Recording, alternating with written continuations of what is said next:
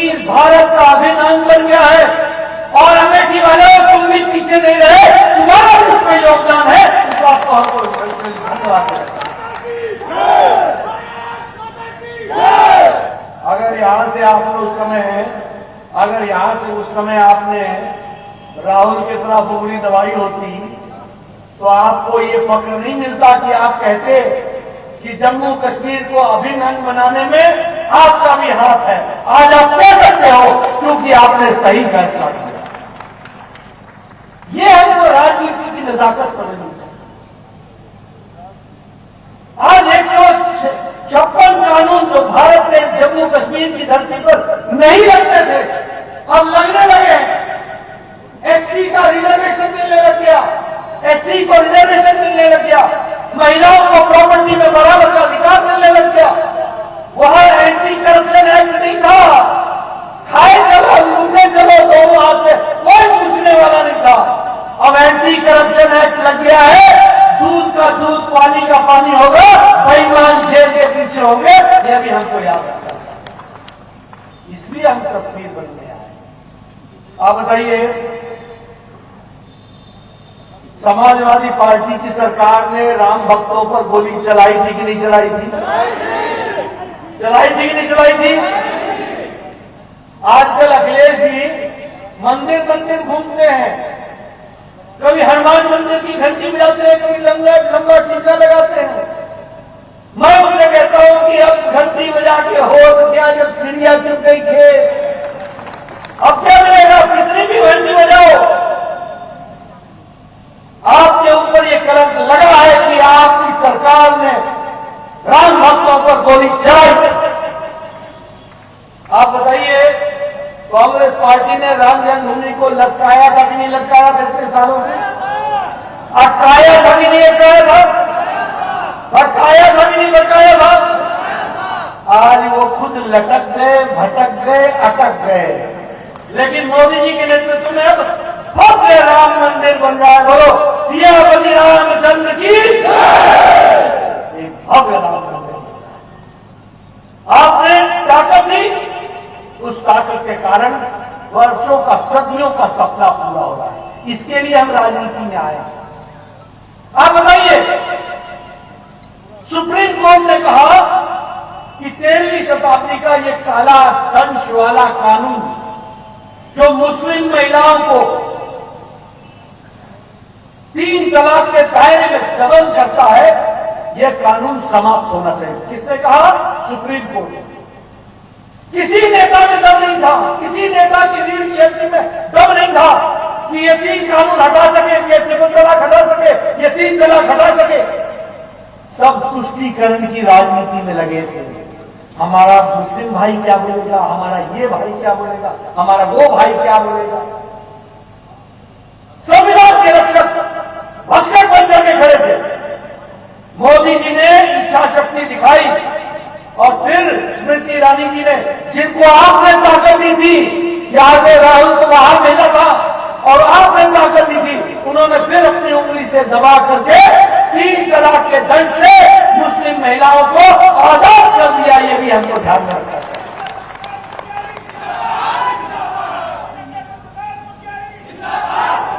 आजाद कर दिया। इसका मतलब समझो आपकी राजनीति में इन बातों का कितना असर पड़ता है। और इसीलिए जब हम चंद्र प्रकाश जी के लिए आपसे वोट मांगने आए हैं तो हम उत्तर प्रदेश की तस्वीर और तकदीर को बदलने के लिए माध्यम ढूंढने आए हैं। ये हमको समझना है। मित्रों, हमारा रास्ता है विकास, और विकास यानी अमेठी का विकास हो, सुल्तानपुर का विकास हो, गोरियागंज का विकास हो, अमेठी का विकास हो, ये हमारे विकास का नारा है। उनका नारा क्या है? विकासवाद। किसका विकास हो? परिवार का विकास हो। मेरा भैया, मेरा चाचा, मेरा ताया, मेरा। एक समय में समाजवादी पार्टी के परिवार के 50 लोग थे जो या तो एमएलए थे या एमपी थे या जिला परिषद के सदस्य थे या ब्लॉक के सदस्य थे, सारे मैं और मेरा परिवार। मित्रों, ये परिवारवाद देश के लिए और क्षेत्रवाद देश के लिए बहुत बड़ा घातक साबित सिद्ध हुआ है। आज कोई राष्ट्रीय पार्टी नहीं रहेगी भारतीय जनता पार्टी को छोड़कर। आइए आपको मैं थोड़ी देर के लिए भारत भ्रमण करा देता हूं। जम्मू कश्मीर पीडीपी और नेशनल कॉन्फ्रेंस दोनों परिवार की पार्टियां हैं। एक मुफ्ती मोहम्मद की है और एक शेख अब्दुल्ला फरूक अब्दुल्ला। आप नीचे आओ, लोकदल चौटाला परिवार। आप यहां आओ, समाजवादी पार्टी परिवार की पार्टी। आप ममता के घर यहां वेस्ट बंगाल चले जाओ, परिवार की पार्टी। आप बिहार चले जाओ, आरजेडी परिवार की पार्टी। आप साउथ में चले जाओ, टीएसआर, टीडीपी, वाईएसआर तीनों परिवार की पार्टी। आप दक्षिण में चले जाओ, तमिलनाडु डीएमके परिवार की पार्टी। आप पश्चिम में चले जाओ, महाराष्ट्र में एनसीपी शिवसेना परिवार की पार्टी। ये सारी पार्टियां क्षेत्र और परिवार की पार्टी। और मुझे तो दुख के साथ कहना पड़ता है कि इंडियन नेशनल कांग्रेस न तो ये भारतीय न ये इंडियन रह गई, इसमें भारतीय रहा ही कुछ नहीं, न ये राष्ट्रीय रह गई, ये अब क्षेत्रीय दल हो गया, और न ही ये कोई अखिल भारतीय दल है। अब ये भी भाई बहन की पार्टी हो गई, बाकी सब डफली बजाओ जिसको बजाना है। इसलिए ये भारतीय जनता पार्टी जो गरीब, वंचित, पीड़ित, शोषित, समाज के अंतिम पायदान पर खड़ा व्यक्ति जो पिछड़ा है, उसको मुख्य धारा में लाने का काम कर रही है, तो वो भारतीय जनता पार्टी है। और हमारे जितने भी योजनाएं हैं, आप देखिए मोदी जी की हो चाहे योगी जी की हो, ये गरीब को मजबूती प्रदान करने वाली है। जनधन खाता हो, सौभाग्य योजना हो, उज्ज्वला योजना हो, उजाला योजना हो, ये जितनी भी योजनाएं हैं, ये सारी योजनाएं महिलाओं को, युवाओं को, गरीब लोगों को, वंचित को, पीड़ित को ताकत देने वाली है। ये हमको ध्यान रखना है।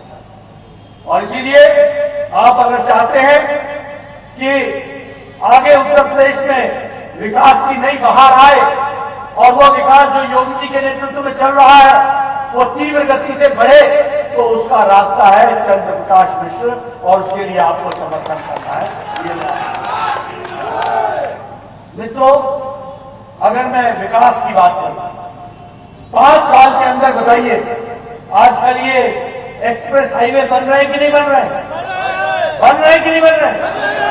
ये बुंदेलखंड एक्सप्रेस हाईवे, ये गोरखपुर एक्सप्रेस हाईवे, ये गंगा एक्सप्रेस हाईवे, ये पूर्वांचल एक्सप्रेस हाईवे, ये 4 लेन 6 लेन बन रहे हैं कि नहीं बन रहे हैं?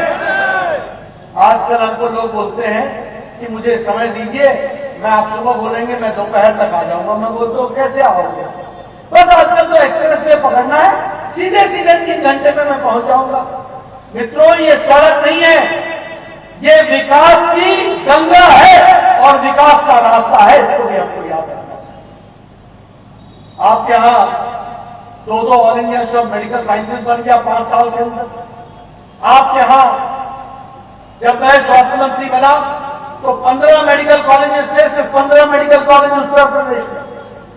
आज 59 मेडिकल कॉलेजेस हैं, 59 मेडिकल कॉलेज। ये विकास की कहानी है। आयुष मेडिकल कॉलेज बन रहा है, अटल बिहारी मेडिकल यूनिवर्सिटी बन रही है, आपके यहां जेवर में एयरपोर्ट बन रहा है, अयोध्या में इंटरनेशनल एयरपोर्ट बन गया, काशी में इंटरनेशनल एयरपोर्ट बन गया, जेवर में बन रहा है, लखनऊ में इंटरनेशनल एयरपोर्ट हो गया। ये एयरपोर्ट नहीं है, ये विकास के माध्यम है, विकास के रास्ते हैं। ये हमको समझना होगा, ये हमको ध्यान रखना होगा। और मुझे बताया गया है कि यहां पर भी एक प्रयास हुआ है लोकल वर्क का, उनको और उनको आगे बढ़ाना है, चाहे स्कूल हो, चाहे सड़क हो, चाहे स्वास्थ्य संस्थान हो, चाहे वो मार्केट एरिया हो, हर एरिया को डेवलप करने का काम जो किया है वह भारतीय जनता पार्टी की, योगी जी की सरकार ने किया है। यह मैं आपके सामने रखना भी चाहता हूं और आपको बताना चाहता हूं। मित्रों, पिछले 5 साल में योगी जी के नेतृत्व में उत्तर प्रदेश आर्थिक दृष्टि से आर्थिक जगत में 7वें नंबर पर था। 5 साल के अंदर यह अब दूसरे नंबर पर आ गया है। एक बार और चंद्र प्रकाश को आप भेजोगे, ये पहले नंबर पर उत्तर प्रदेश खड़ा होगा, ये भी हमको याद रखना। और मित्रों, यहां 5 साल के अंदर कई 10 नई यूनिवर्सिटीज बनी है। यही 5 साल के अंदर यहां पर 77 कॉलेजेस खुले, 28 इंजीनियरिंग कॉलेजेस खुले, एक विकास की एक नई कहानी लिखी थी। और अब हम लोगों ने तय किया है कि किसानों को सिंचाई के लिए मुफ्त बिजली दी जाएगी। ये हमारा चारा है, ये हमारी योजना है। उसी तरीके से गन्ने का भुगतान 14 दिन के अंदर सरकार करेगी, इसको भी हम प्रयोजन तरीके से करने वाले हैं। और हमारे बहनों के लिए, महिला सशक्तिकरण के लिए हम लोग पढ़ने वाली बहनों को स्कूटी और मोपेड भी देने वाले हैं और नौजवानों को 2 करोड़ लैपटॉप और टैबलेट्स देकर के उनका विकास करना है। इसलिए मित्रों, जहां तक विकास की कहानी है, योगी जी के नेतृत्व में बहुत तीव्र गति से इस बात को आगे बढ़ाया।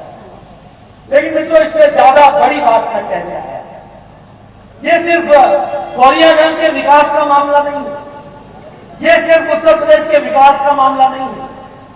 उत्तर प्रदेश को अगर शांति, अमन, चैन के साथ आगे बढ़ाना है, अगर गौरियागंज को कानून व्यवस्था के अंतर्गत रखना है, अगर शांति, अमन, चैन बनाए रखनी है, तो उसका रास्ता है तो चंद्र प्रकाश मिश्र के माध्यम से है। इसको भी हमको याद रखना है। और फिर मैं कहने के लिए नहीं कह रहा हूं, आप बताइए, 5 साल पहले यहां माफिया राज था कि नहीं था? माफिया राज था कि नहीं था? बहनें, माताएं असुरक्षित थी कि नहीं थी? आप बताइए, पिछले 5 साल पहले अखिलेश जी के जमाने में 200 दंगे हुए थे कि नहीं हुए थे? आप बताइए, 300 बार उत्तर प्रदेश बंद हुआ था कि नहीं हुआ था? आप बताइए, यहां कर्फ्यू लगा था कि नहीं लगा था? और पिछले 5 साल में एक भी कोई भी दंगा नहीं हुआ है।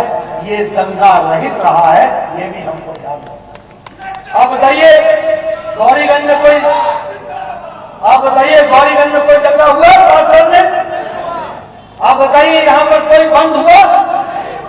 आप बताइए, यहां कोई किसी तरीके का कोई झगड़ा या किसी तरीके का हुआ, दंगे की तरीके का?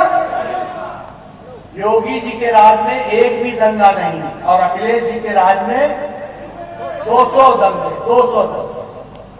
ये है सोच का तरीका। और इसीलिए मैं कई बार बोलता हूं कि उस समय राजा के आंख पर पट्टी बांधी थी, और पिछले 5 साल में योगी राज में आंखें खुली रख करके सबका साथ, सबका विकास, सबका विश्वास और सबका प्रयास मिला। मित्रों, देखिए, 5 साल पहले आजम खान दंदना रहे थे कि नहीं दंदना रहे थे? आप बताइए, मुख्तार अंसारी दंदना रहा था कि नहीं दंदना रहा था? आप बताइए, आतिक अंसारी दंदना रहा था कि नहीं दंदना रहा था? ये उस समय दंदना रहे थे। और योगी जी के राज में 5 साल से जेल में गुल्ली डंडा खेल रहे हैं, गुल्ली डंडा।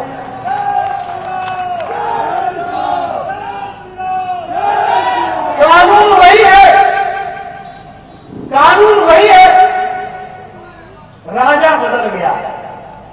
उस समय का राजा जो था, उसने हाथ में पट्टी बांध रखी, तुष्टीकरण के चश्मे से देखता था। ये खान साहब बोलता था, साहब। ये इन लोगों को साहब करके बुलाता था।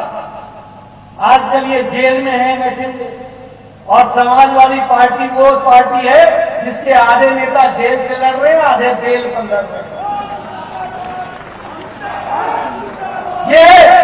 ये माफिया राज जो उस समय था।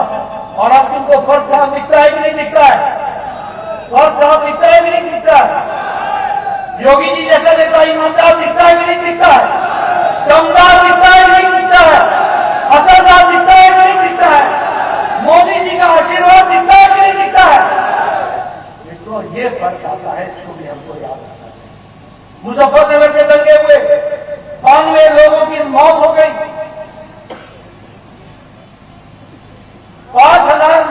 परिवार पलायन कर गए, केरल से 60 परिवार पलायन कर गए, कोई पूछने वाला नहीं था। आज वो सब वापस आकर के अमन चैन की जिंदगी जी रहे हैं और पूरे अधिकार के साथ जी रहे हैं। ये भी हमको समझना चाहिए। मित्रों, अभी मुझसे किसी पत्रकार ने पूछा कि ये जो अखिलेश जी हैं, ये उत्तर प्रदेश का चुनाव कैसा लड़ रहा है। मैंने उस पत्रकार को कहा कि 3 दिन पहले तक तो वो उत्तर प्रदेश का चुनाव लड़ रहा, लेकिन जिस दिन उन्होंने करहल में अपने पूज्य पिताजी को बुला लिया, तो उसके बाद वो उत्तर प्रदेश का चुनाव नहीं लड़ रहे हैं। अब वो करहल में सीमित हो गए हैं और वहीं के लायक हो गए।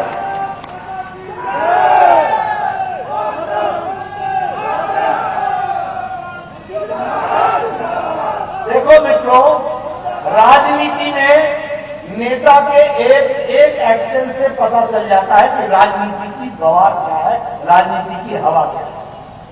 अगर उनको पूज्य पिताजी को करहल लाना पड़ गया और किसी सीट पर नहीं करहल, इसका मतलब घर की धरती हिल गई, हिली हुई है। और ये हिले हुए लोग अब उत्तर प्रदेश का चुनाव कहां लड़ेंगे, अब तो ये करहल का चुनाव लड़ेंगे। ये भी हमको समझना चाहिए। मित्रों, मैं जानता हूं कि धूप काफी है, काफी देर से आप इंतजार कर रहे हैं, मैं आपका ज्यादा समय नहीं लूंगा, लेकिन हाँ इतना जरूर कहूंगा कि कल छाए का अगर आनंद और लुत्फ उठाना हो तो आज धूप के कोई रहना पड़ेगा, इसको भी हमको समझना है। मित्रों, मैं आपके सामने 2-3 घटनाओं का जिक्र करूंगा और वो सिर्फ इसलिए जिक्र करूंगा कि आप समझ लीजिए कि अखिलेश के माध्यम से समाजवादी पार्टी की तरफ से उत्तर प्रदेश के ऊपर किस तरीके के काले बादल बन रहे हैं, उससे मैं आपको अवगत कराना चाहूंगा। और किस तरह की समाजवादी पार्टी की सोच है, नीयत है, नेता की नीयत है, वो अभी आपको बताना चाहूंगा। मैं चाहूंगा मेरे पत्रकार भाई मेरी बातों को सुने और नोट करें। और अखिलेश जी जब आपके गोरीगंज के धरती पर आते हैं तो उनसे मेरी तरफ से सवाल पूछे। मेरा सवाल नंबर 1 है कि 23 नवंबर को 2007 में कचहरी ब्लास्ट हुआ और एक साथ अयोध्या में, लखनऊ में और वाराणसी में कचहरी में बम ब्लास्ट हुआ। इस बम ब्लास्ट में 15 लोग मारे गए। इस बम ब्लास्ट का जिम्मेवारी इंडियन मुजाहिदीन ने ली थी और इंडियन मुजाहिदीन ने कहा था कि इस ब्लास्ट के साथ साथ जो दशाश्वमेध घाट पर भी ब्लास्ट हुआ है, जो श्रमजीवी ट्रेन का ब्लास्ट हुआ, जो नई दिल्ली में सरोजनी नगर, गोविंदपुरी और पहाड़गंज में ब्लास्ट हुआ, जो संकट मोचन वाराणसी में ब्लास्ट हुआ, जो मुंबई के लोकल ट्रेन में बम ब्लास्ट हुआ, ये सारे बम ब्लास्ट की जिम्मेवारी इंडियन मुजाहिदीन लेती है। ये कब की घटना है? 23 नवंबर 2007।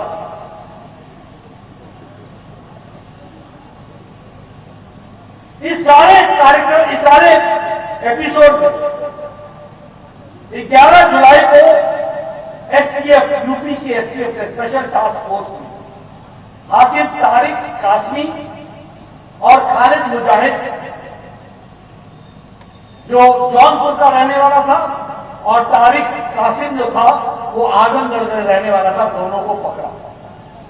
दोनों पर इन सारे केस के मुकदमे चले क्योंकि ये सारे केस में उनका हाथ संलिप्त था। लेकिन दुख की बात मुझे कहनी होती है और मैं आपके साथ कहना चाहता हूं कि दुख के साथ कि 26 अप्रैल 2012 बतौर मुख्यमंत्री अखिलेश जी ने सामाजिक सद्भाव का बहाना लगाकर इन दोनों के दोनों आतंकवादियों को छोड़ने के आदेश।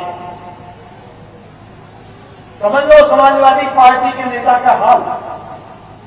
आतंकवादियों के लिए जो नौ बम ब्लास्ट में जिनके हाथ रंगे हुए थे, सने हुए थे, उनको छोड़ने के लिए 23 अप्रैल 2012 को बतौर मुख्यमंत्री आदेश दिया कि तुम इन केस को वापस लो। इलाहाबाद हाईकोर्ट ने कहा मुख्यमंत्री को यह अधिकार नहीं है कि ये केस वापस होंगे, केस चलेगा। केस चला। इसी दौरान एक और घटना घटी, गोरखपुर गोलघर बम ब्लास्ट, उसमें भी 5 आदमी मारे गए, उसमें भी तारिक कासिम का नाम आया। इन सब पर मुकदमा चला और आज तारिक कासिमी को 4 जिंदगियों तक आजीवन कारावास की सजा सुनाई गई, 4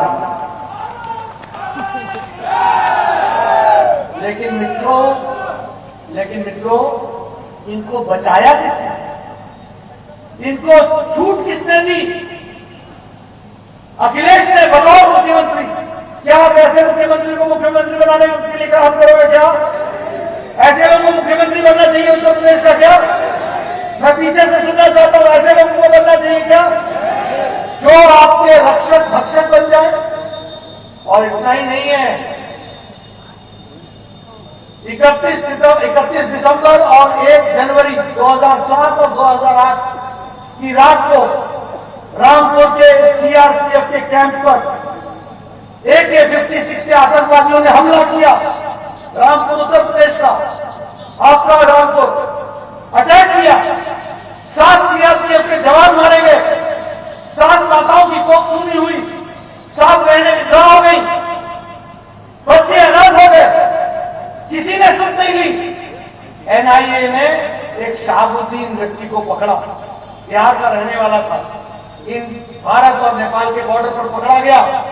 उस शहाबुद्दीन से जब पूछताछ हुई तो 7 लोग पकड़ाए और शहाबुद्दीन वह लश्कर-ए-तौयबा का भारत का कमांडर इन चीफ था, वो उसका मुख्य अभियुक्त था।